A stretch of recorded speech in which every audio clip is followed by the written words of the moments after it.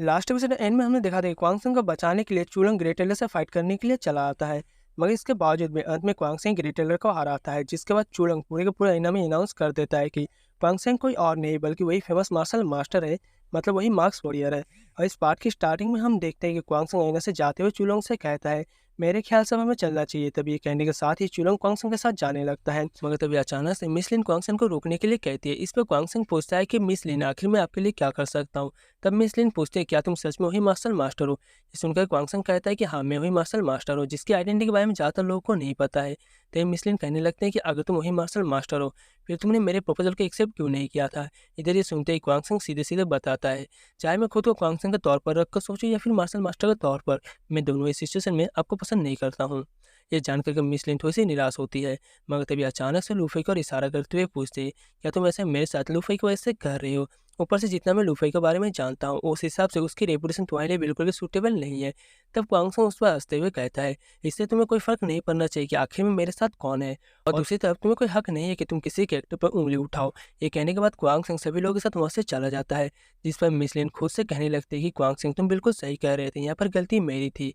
इसके थोड़ी देर बाद हम देखते हैं कि एक एल्डर ग्रेटेल्डर से जाकर पूछता है, आखिर में अब हम लोगों को क्या करना चाहिए। तभी ग्रेटेल्डर कहता है कि तुम किसी को उससे पीछे भेज दो, ताकि वो उसे अकेले में ढूंढ करके जान से मार सके। इसके बाद हम अगले सीन में देखते हैं कि चूलंग कुछ मेडिसिन हर्ब्स को लेकर क्वांगसेंग के पास पहुंचता है और उससे पूछता है, क्या तुम सच में मेरी बॉडी के अंदर से कस सिल को हटा सकते हो। तब क्वांगसेंग बताता है कि इससे मैं ज़्यादा पावरफुल नहीं हूँ, इसीलिए मैं बड़ी मुश्किल से पाउडर पिल्स को रिफाइन कर सकता हूँ। पर फिर भी मैं इस बात को लेकर बिल्कुल श्योर हूँ कि मेरी बनाई हुई पिल से तुम्हारी ये कर्सिल खत्म हो जाएगी, इसीलिए तुम थोड़ी देर के लिए बाहर जाकर मेरा इंतजार करो। ये सुनकर के चुलंग क्वांगसेंग को कमरे के अंदर अकेला छोड़ करके चला जाता है। तब क्वांगसेंग अपनी स्पेशल पावर का इस्तेमाल करते हुए चुलंग की लाई हुई मेडिसिन हर्ब्स को एक फर्नेस के अंदर डाल करके रिफाइन करना स्टार्ट कर देता है। पर हम देखते हैं कि ये पिल इतनी ज़्यादा स्ट्रॉन्ग होती है कि काफ़ी देर तक स्पेशल पावर का इस्तेमाल करने के बाद ही फर्नेस के अंदर इंग्रेडिएंट्स पिल में रिफाइन होना स्टार्ट होता है। जबकि दूसरी तरफ चुलंग कमरे के बाहर लंबे समय तक क्वांगसेंग के बाहर आने का इंतजार करने की वजह से थोड़ा सा नर्वस होने लगता है। लेकिन इसके बाद अगले सीन में हम देखते हैं कि थोड़ी देर में क्वांगसेंग पिल को पूरी तरह से कंप्लीट कर देता है।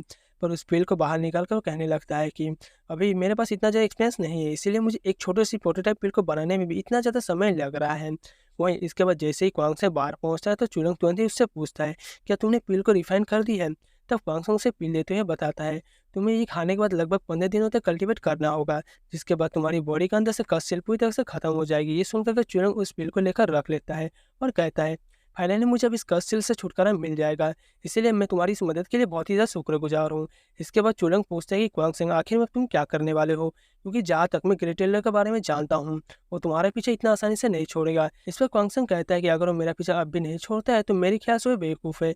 ये कहने के बाद ही क्वांगसेंग वहाँ से चुपचाप बाहर चला जाता है। इस पर चुलंग सोचने लगता है कि क्वांगसेंग सच में एक इंटरेस्टिंग इंसान है। इसके बाद हम अगले सीन में देखते हैं कि लूफी एक बहुत ही खूबसूरत पहाड़ी के ऊपर खड़ी होती है, जिस पर क्वांगसेंग उसके पास पहुंचता है और उससे पूछता है, क्या तुम्हारे साथ मिस चू नहीं आई है। इस पर मिस लूफी बताती है कि मिस चू कह रही थी कि अब तुम बड़े हो चुके हो, इसलिए अगर तुम अपनी मर्जी से कुछ करना चाहो तुम अपनी मर्जी से कर सकते हो। ये सुनकर क्वांगसेंग कहता है कि तुम चिंता मत करो, मैं जल्दी ही वापस आ जाऊंगा, इसलिए मुझे उम्मीद है कि तुम मेरे वापस आने तक मेरी सिस्टर का ख्याल रखोगे।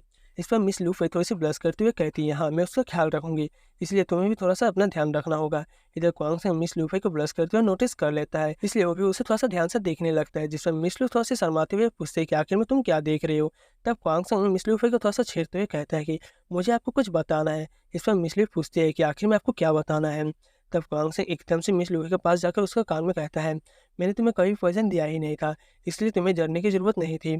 इधर ये जानने के बाद मिस लूफी काफ़ी ज़्यादा शौक हो जाती है। क्वांगसेंग उन्हें अकेला छोड़ कर वहाँ से चला जाता है, जिसकी वजह से थोड़ी देर बाद मिस लूफी नॉर्मल होते हुए चिल्लाते हुए कहती है, क्वांगसेंग तुम एक नंबर के झूठे हो। अब हम अगले सीन में देखते हैं कि क्वांगसेंग एक जंगल के अंदर में जाकर अपनी कल्टीवेशन स्टार्ट करता है और थोड़ी देर में ब्रेक थ्रू करने के लिए अपनी सीक्रेट्स में चला जाता है। वहीं अपनी सीक्रेट्स में जाने के बाद कहता है, मैं ऑलरेडी लेवल 6 के स्पीड लेवल के पीक पर पहुंच चुका हूँ, इसलिए अगर मैं स्पेशल स्पेस में कुछ दिन तक कल्टीवेट करता हूँ तो यहाँ की स्पेशल पावर के इस्तेमाल से मैं लेवल 7 पर ब्रेक थ्रू कर लूंगा।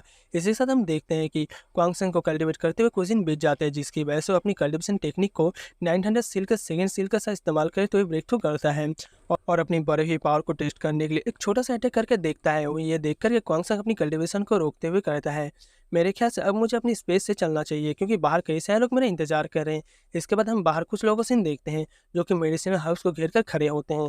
वही उनमें से एक बंदा ग्रुप लीडर से कहता है, लीडर हम लोग इस बार काफ़ी लकी हैं, नहीं तो हमें इतनी अच्छी मेडिसिन हाउस कभी नहीं मिलती। ये सुनकर उनमें से एक मेडिसिन हाउस को देखते हुए कहता है, ये तो बहुत ही ज़्यादा रेयर मेडिसिन हब है, जिसकी वजह से अगर कोई कल्टीवेटर इसे खाता है तो उसकी कल्टीवेशन काफ़ी ज़्यादा इंप्रूव हो जाती है।